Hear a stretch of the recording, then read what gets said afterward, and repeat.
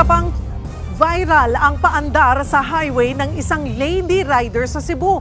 Nakuhanan siyang sumasayaw habang nagmamaneho. Nagbabalik si John Aroa.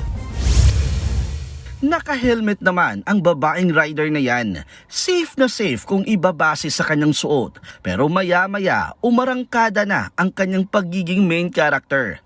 Mantakin mong sa highway na ito sa Mandawi City, Cebu, sumayaw siya habang nagmumotor.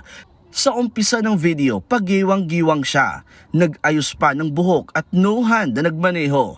Ang matindi pa, patagilid siyang umupo sa kaduma-moves na sayaw habang umaandar.